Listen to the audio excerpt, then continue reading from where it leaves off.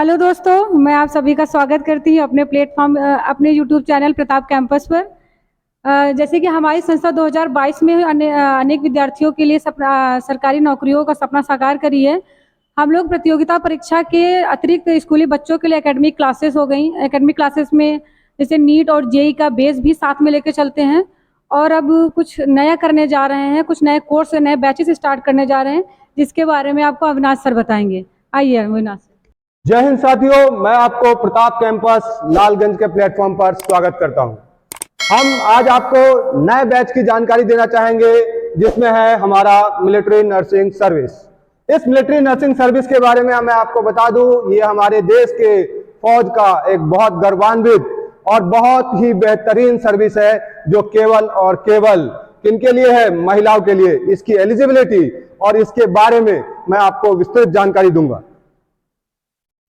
देखिए, military nursing service, इसके head होते हैं DGMS यानी कि डायरेक्टर जनरल मेडिकल सर्विसेज, और ये जो ब्रांच है वो ब्रांच आता है आपका AFMS, arm forces medical services.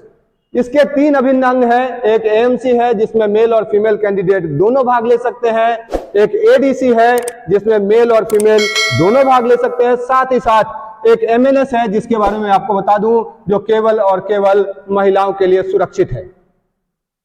AMC आपका आर्मी मेडिकल कोर है, ADC आपका डेंटल कोर है जिसमें डेंटिस्ट बनते हैं, AMC में आपके डॉक्टर बनते हैं, और आपका MNS में नर्सिंग ऑफिसर बनते हैं। देखते हैं इसकी एलिजिबिलिटी और क्राइटेरिया।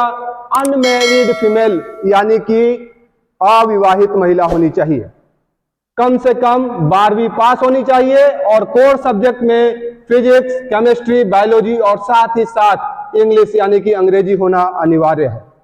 देखिए, न्यूनतम 50% मार्क्स आपको ओवरऑल 12वीं में होनी चाहिए, और 12वीं आप फर्स्ट अटेम्प्ट में पास हुआ होना चाहिए, दोबारा नहीं या फिर कंपार्टमेंट नहीं। आगे क्या बताया? Physically and medically fit. Physically और मेडिकली आपको फिट होना चाहिए। जो भी मापदंड है फौज का, फिजिकल का और मेडिकल का, उसमें आप फिट बैठना चाहिए। आपकी आयु सीमा होनी चाहिए 17 वर्ष से 25 वर्ष तक।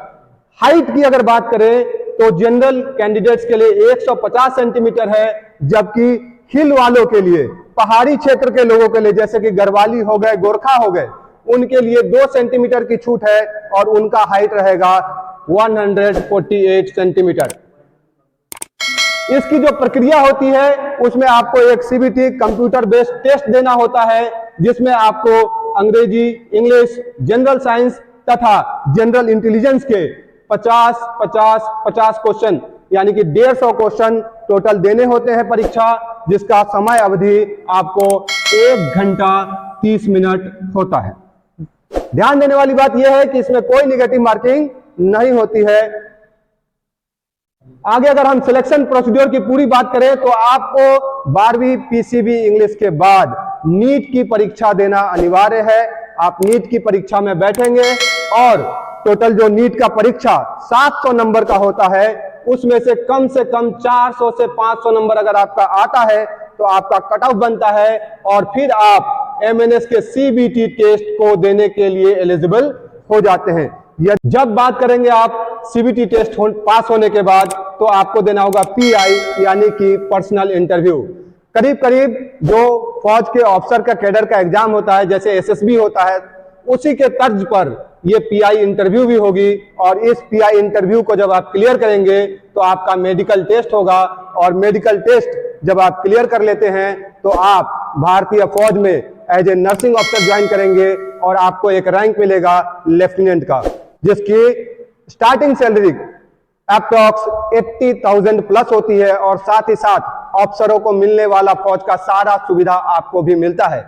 मैं इसी के साथ MNS का सिलेक्शन प्रोसेस के बारे में जानकारी समाप्त करूंगा। जय हिंद।